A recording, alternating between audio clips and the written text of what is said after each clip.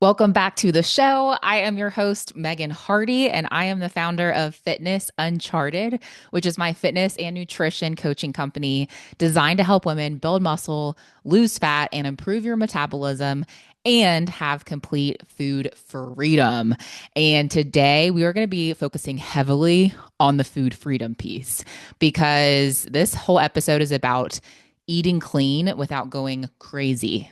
And it's all about finding that balance between clean eating and trying to choose healthy foods, healthy ingredients, reading food labels, getting knowledgeable about that stuff versus obsessing over ingredients and food labels and making ourselves go crazy, right?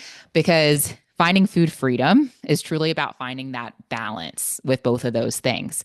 So I actually want to start off by reading a Instagram message that I got from a follower.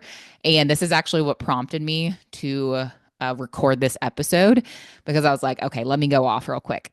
And it's way too much to just put on my IG stories. So this podcast is for you. You'll know exactly who you are. And um, I wanted to address this because I think a lot of people really struggle with finding this balance. So she messaged me and she was actually responding to a story that I posted showing a bowl of cereal. And for anyone who doesn't know, I'm pregnant right now and cereal is just tasting amazing. So I'm having a lot of cereal these days, much more than normal.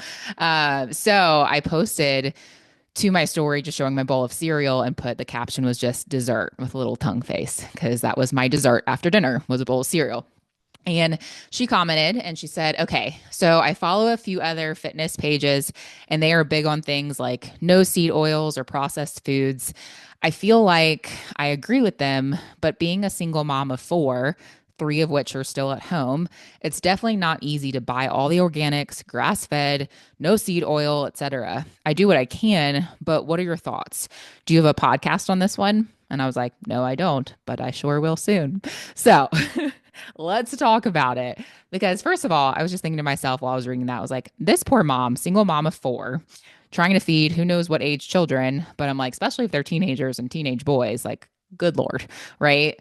Groceries are already expensive enough. And she's trying to do her best and she's trying to make good choices. If you have the funds, if you can buy organic or grass fed or whatever, by all means do that. Like, that is fantastic. But also, I see so many people stressing if they can't. And they're just like, now I don't even know what to eat because maybe I don't have the funds, or maybe I'm just like, I've been told this is good. Now I've been told it's bad. Like, it's just, there's so much confusion, so much misinformation. And then also so much guilt and shame put on us if we're not eating the quote unquote best or perfect things.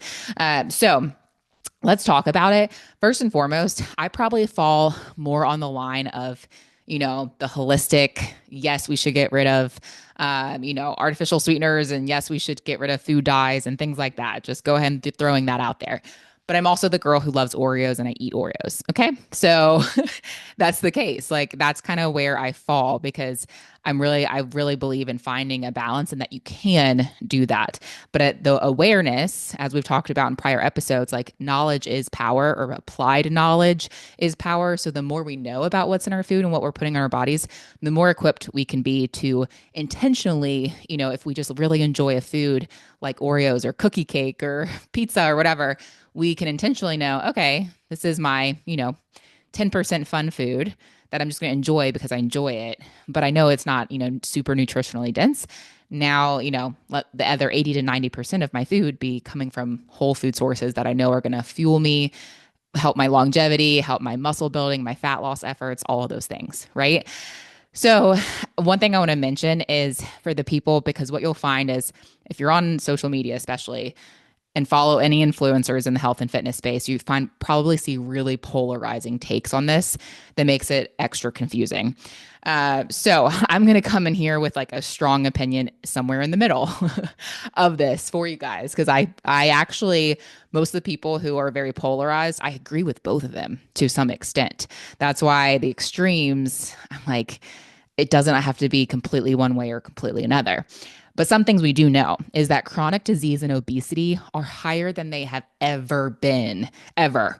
And Americans are the sickest people on planet Earth. Infertility rates are higher than ever, mental health disorders, like we are sick as a nation, and approximately 60% of Americans have at least one chronic disease, meaning nearly 6 out of 10 adults live with a chronic condition. That's crazy, you guys. And that's just at least one. Like that's just a minimum of one chronic disease. That's terrible. That's awful.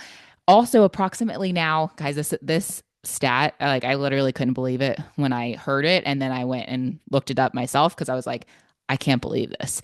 Approximately 75% of American adults are overweight or obese as of 2024.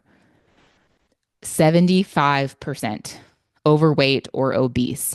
And even just in the obese category, I believe that was like 60% of adults 20 years old and older, which is absurd. But even overweight and obese, 75%. You guys, something is off. Something is wrong. It has never been this bad. And you can't tell me that our food is not a part of that culprit when our food has come so far from what our food used to be, right? So, first of all, there's that. Food is medicine, right? You've probably heard that before. You might have even said it before. Food is medicine, but food can also be poison too. So it depends on what kind of food you're choosing. Are you choosing food that is fueling you or choosing more food that is hurting you? Because food can be medicine or poison.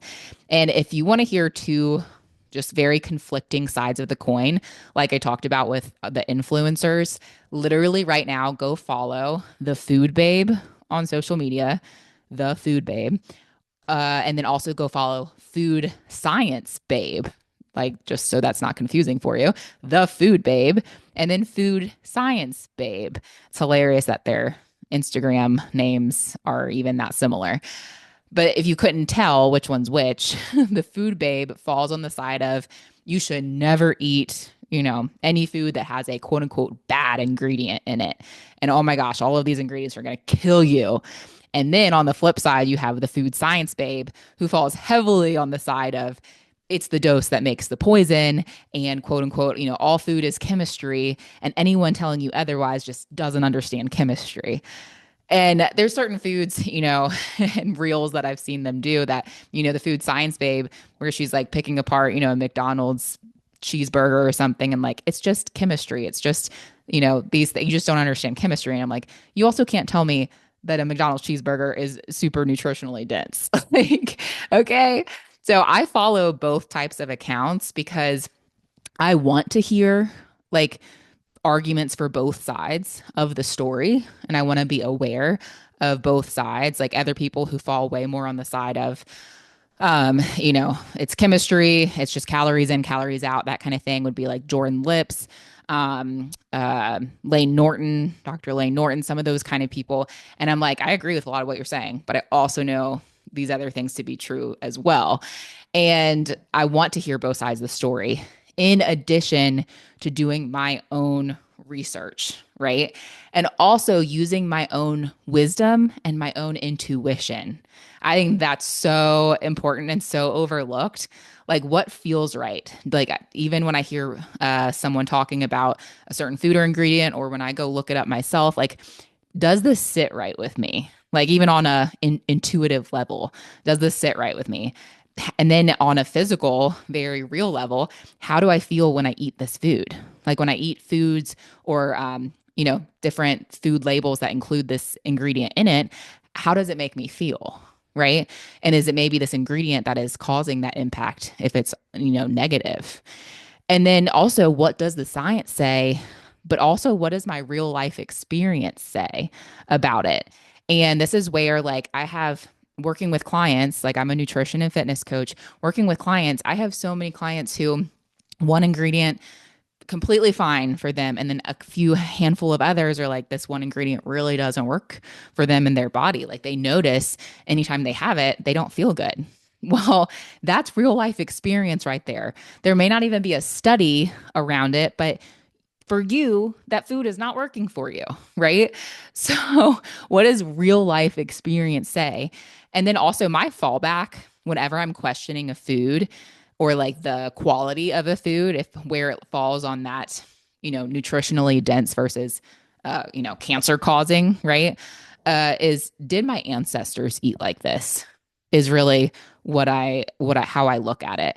And, if you go backwards in time, chronic disease and obesity wasn't the epidemic that it is now. Obviously, they were doing something right with their nutrition that the majority of Americans and food companies today are not. And this just goes to show, even like one of my best friends, her grandma lived to be 104, I think, or maybe 105. Anyway, well past her 100, right? Her 100th birthday. And when asked, what, Grammy, what did you do to like live so long? She jokingly would say, I drank one Coke every day. And that was like her joke. But otherwise, like she grew up, you know, living a slower paced life. Like the just like our grandparents and great grandparents, the pace of life was so different. The exposures were less of different things in our environment and toxins they were exposed to. Their food quality was different. So even someone saying like, well, shoot, I was raised on McDonald's when I was a kid. Well, McDonald's 40 years ago was is like very different than like McDonald's today, right?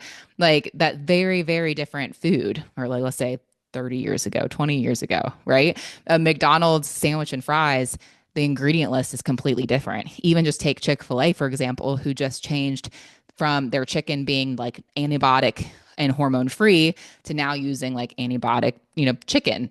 And guess what? They have a bottom line they're trying to meet. They're probably trying to meet, numbers and quotas for their investors and whatever, right? And it's cheaper for them to use cheaper chicken. Like, so even looking at our grandparents, like what they were eating, even if it was, let's say, McDonald's, it was a different food than it is now, right? And, that's also where she had a Coke every day and it didn't kill her. If anything, she attributes her long life to her bottle of Coke. And that's also where you could look at too. And something, even though I fall probably lean more toward the let's go, whole foods, simple ingredients, 10 ingredients or less, ingredients you can name. I really do lean more that way. But I also go like, okay, what's the most important rocks here? Someone who has 100 plus pounds to lose, if a Diet Coke is going to help them with reducing their calories and getting that excess weight off, then the Diet Coke is not their problem right now.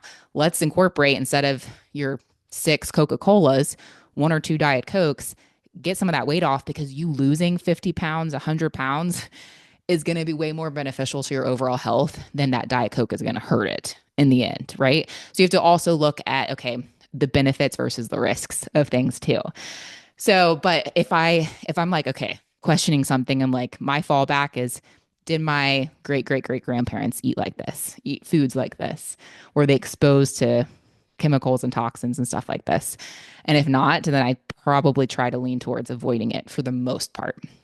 And I also want to share too, I got into a conversation with someone who, we were actually talking about coaching, and she, like a lot of my clients, they have a lot of knowledge already. They are not brand new to fitness. They are not brand new to macros. They are not brand new to trying to eat clean and healthy. They have a solid foundation with training, all that good stuff, right? They just need some tweaking and dialing things in. They just need the help to take it to that next level, which is where I come in. So I was having a conversation with someone before she signed up for our program, and we were talking about stevia. And so we were talking about how, stevia is like, she said that stevia is bad for you. And I questioned her on that. I was like, why do you say stevia is bad for you? And then she was like, she's like, and then she kind of backtracked, and she was like, well, I mean, like, there's research to go both ways, but like, it's not, it's not good for you. It's not like a normal sweetener. And, like it can cause GI distress and upset. And I was like, for some people, yes, but I do want to like question you saying just definitively it's quote unquote bad for you because stevia is actually considered like a natural sweetener. It is a natural sweetener. It's extracted from the stevia plant. It's like stevia rebidina or something plant, some name I can't pronounce, which is a native plant to South America. And the sweet compounds that are in stevia, those are naturally occurring and have been used for centuries by indigenous people to sweeten beverages and foods. So, with that being said, you can go and find articles about stevia causing GI upset for some individuals. And again, you might want to look at the pool of people that it's looking at. And also, is it correlation or is it causation? Was it the stevia or was it something else they were having that included the stevia, right? And I personally, and I was like, I'm not even debating you if stevia does not make you feel good, because that right there is enough to cut out stevia, whether there is research to support it being quote unquote bad for you or not. I don't think there is the research there to support that yet. I don't know if there will ever be, who knows? But I personally have had some clients who they get headaches or they have stomach or GI distress when they use stevia. Like they've noticed when the products that they're having have stevia in them, they don't feel good. So for them, I would say, hey, probably not best to use stevia, right? Like it's probably smart to not use it. So do your research, but also listen to your own body too. And that's where, like, just because something doesn't have research behind it yet doesn't mean it's not that it's good for you. And then also just because there was one study done showing that certain people had, the small population of people had a certain reaction to something doesn't mean it's inherently or definitively that way for everyone, right? So be your own body scientist. That's the other point I want to make for you to take away from this is be your own body scientist and don't be like a research hoe basically of like where you're like jumping around from one article to another just confusing yourself. Yes, there's something to be said about research and looking up the research, but then you can also, it's so crazy, you can find articles to support just about anything. And you have to look at who funded it. That's a really big thing. It was who funded it. Was it done on rodents or humans? Was it how big was the population and how controlled was the environment? Was it correlation or causation? Like so many different things to look at versus just taking research at face value because it was quote unquote there was quote unquote a study done on this one thing, right? Let's like zoom out and look at the bigger picture too. And then be your own body scientist. Listen to your body. Something may not be inherently bad. Like, it could really be the quote unquote dose that makes the poison, or it just makes you feel bad. And again, that's enough to not eat it if it just makes you feel bad, right? And that's where another takeaway for you is science versus application. So, science will probably always be behind, or should I say, like, there is always new science and new research coming out.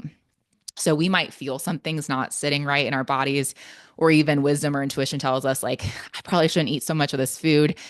And that's going to be way before the science comes out to prove this or that, right? Like science will always be behind. It's hard to get funding for research and for quality research too. And also you have to look at things at over time.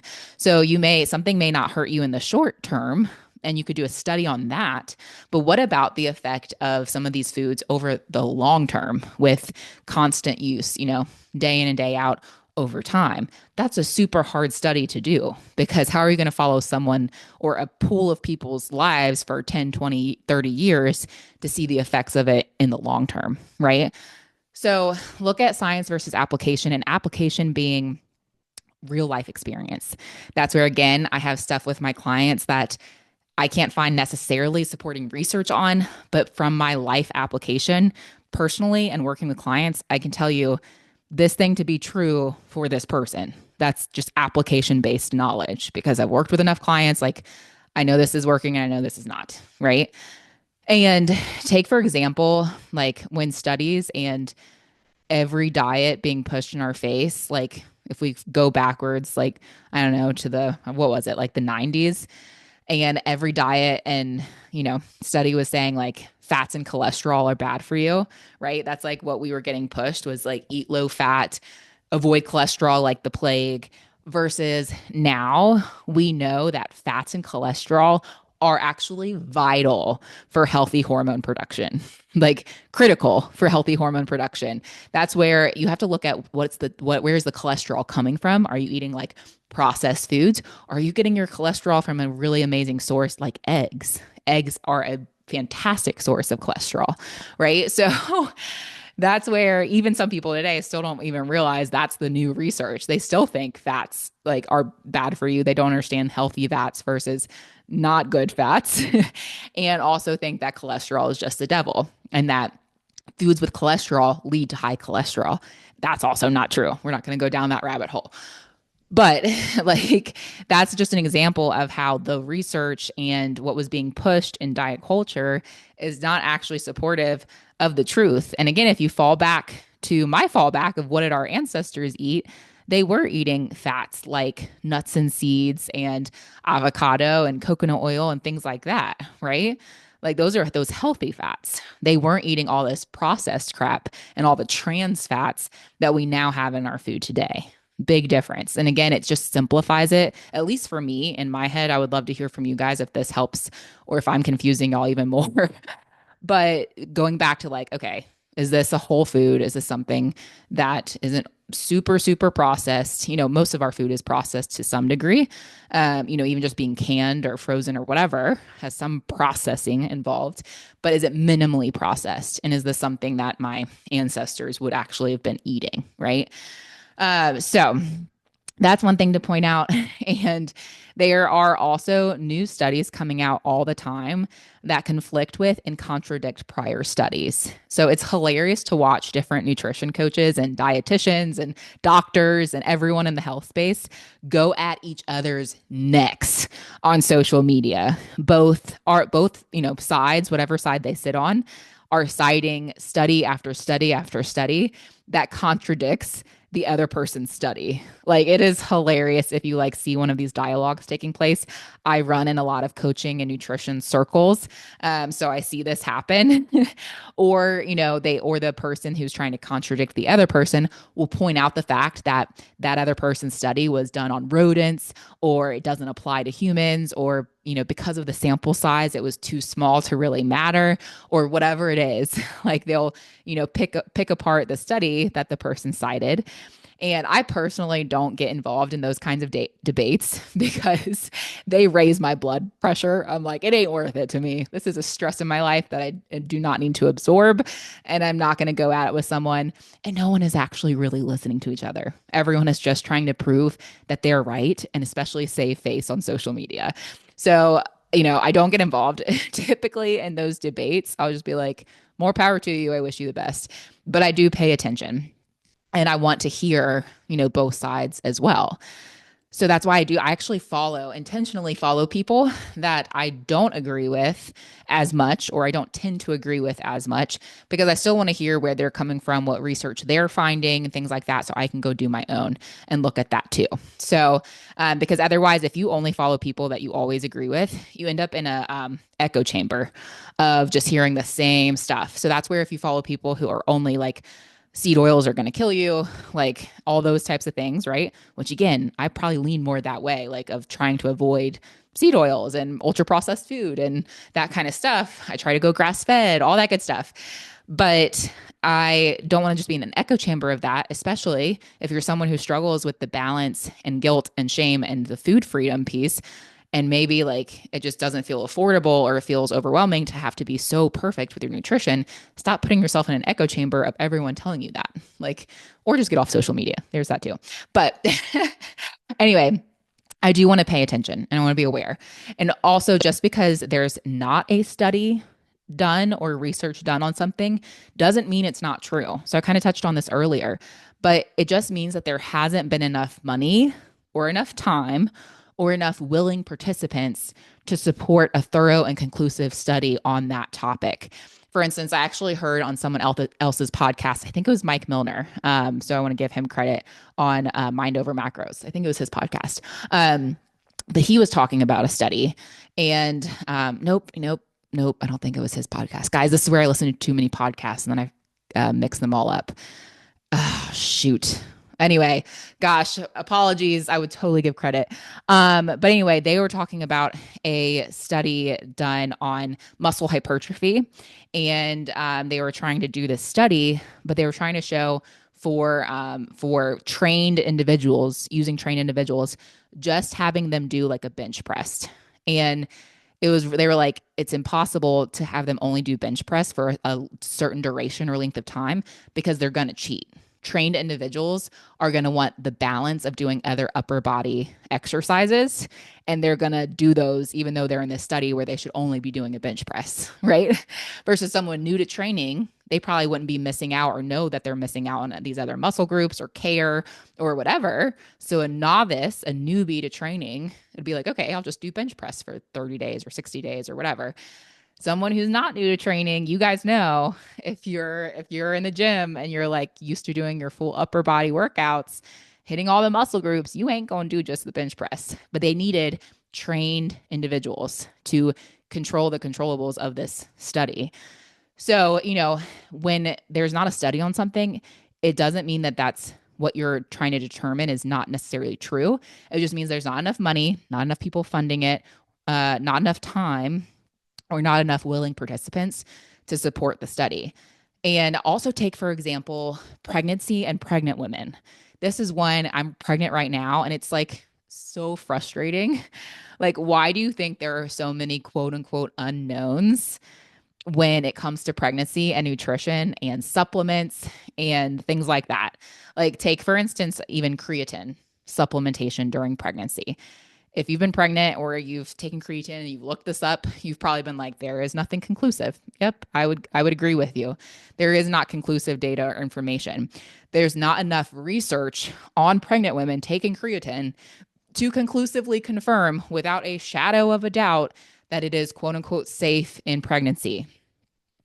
But, but just because there's not research to prove that it's safe doesn't mean it's unsafe, right? That's why it's just take it at your own risk. Like so many things with pregnancy, this is the frustrating part to me is there's so many things that like even your doctor's just like take it at your own risk. I don't know. Just or they say just avoid it because we don't know, right? There's so much just avoid it because we don't know. And like for me personally, with creatine, for example, I am taking creatine during my pregnancy because for me and the research that I do know about creatine makes me feel confident that the benefits outweigh the risks for me. And that's how I would encourage you to look at food ingredients and your food choices. Do the benefits outweigh the risks? That's ultimately what we're looking at here. Like create your little pros and cons list, do your research, figure out if the benefits outweigh the risks of whatever you're looking at. Like, for instance, can you eat mostly single ingredient whole foods and still enjoy a daily treat or your occasional Oreos or your flaming hot Cheetos, aka Ashley, listening to this, one of our clients, that's her thing, or whatever your thing is. Can you occasionally enjoy that? In my opinion and experience, yes, you can.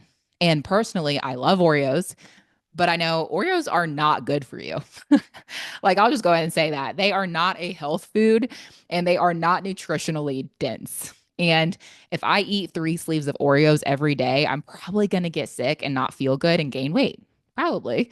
But can I have a handful of Oreos and milk from time to time or an Oreo McFlurry like once a month? Like, sure, I think I can. And in that quantity, it's okay for me. It doesn't make me feel bad and it brings me joy. And AKA for me, the benefits outweigh the risks of doing that. On the flip side, so let's look at this from a different angle. Let's talk about my friend and her son who doesn't even know what an Oreo is, you guys. Like I can't even imagine a world in a childhood where I didn't know what an Oreo was because I grew up with that, right? He doesn't even know, which part of me thinks that's awesome. I'm like, he didn't even know what an Oreo is because she tries not to give him much processed food or added sugars. And it was actually hilarious because they were here visiting me and my friend and her son, and he couldn't remember the name of my dog, Oreo. And I was like, buddy, like what does an Oreo look like? I was trying to help him remember my dog's name because she's black and white. And I was like, what does an Oreo look like? And my friend was like, Megan, he doesn't know what an Oreo is. LOL. But for instance, for my friend, she said that her son is very reactive whenever he eats foods that have any kind of food dye in it. So she really tries to avoid that. She said he gets off the walls crazy and moody and completely ballistic. So she avoids food dyes at all costs. And this was a different conversation than the Oreo conversation, but she was like, I really try to avoid food dyes. Now, some of that you could speculate, is that correlation or is that causation? Like, is it just correlated? Like, the food dyes, was it something else, but like correlated to him being crazy when he has it? Or is it actually the food dye causing it? For instance, like, is that because, let's say, he had confetti cake? Is that because the confetti cake he just ate also had an insane amount of sugar and other processed crap in it? Or maybe it was the quantity he just ate. Like maybe he just ate way more sugar and confetti cake than he normally does. Or was it the blood sugar spike because he didn't pair? Because most, 3 year olds aren't looking at like macros. Maybe because he didn't pair it with a protein source to help stabilize his blood sugar. Possibly. Like it could be one of those things where it was correlated, but not actually causation. Or maybe it's the food dye. Like that's where, there isn't a research done on this child to figure out directly. But even if there's correlation, it could be reason to or beneficial to avoid the food dyes, right? So be your own body scientist. Be your own body scientist and be your child's body scientist for them. So take a look at quantity. How much of that food are you consuming? For instance, me with the Oreos, I am not having Oreos on a daily basis. I have them as a treat now and again. And also look at the quality. Are you consuming 80 to 90% whole foods? Are you trying to choose the better quality whole food as well? Going maybe more organic or grass fed and things like that when you can. Pasture raised, like pasture raised eggs, like wild caught fish. Like, are you trying to make those choices, right? And be your own body scientist. If you don't feel good or you have extra weight to lose or you're suffering with chronic diseases, then I would dare say your quantity and your quality of food is probably not where it should be, right?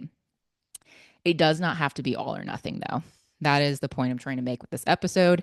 And to relieve some of you, especially you mamas out there feeling guilt about not being able to buy all organic or whatever, like, woosah, relax. It does not have to be all or nothing. You can make better decisions as you're able to, make healthy swaps where you're able. Just being more aware and cognizant is a good thing in itself, but it does not have to be an all or nothing situation. And this episode was not for me to give you a list of food ingredients that you must avoid at all times. I did not want to go into this just with my own personal preferences and swaps and opinions, but well, I did give you my opinions. But, really it's to empower you to make your own decisions, to do your own research, and to listen to your body and determine what makes you feel good and what doesn't. Does the joy that food brings you outweigh some of the crappy ingredients? For me, having a random Oreo McFlurry absolutely does outweigh the joy that it brings my heart. And the experience of having an Oreo McFlurry with my husband does outweigh the crappy ingredients that I know are in it, right? Or are you over consuming or let's say do the crap ingredients make you feel like crap and take you days to recover afterwards? One that, simple one for a lot of people is like gluten or dairy. Like if you have a sensitivity or something like that, it's like, is it worth it for you?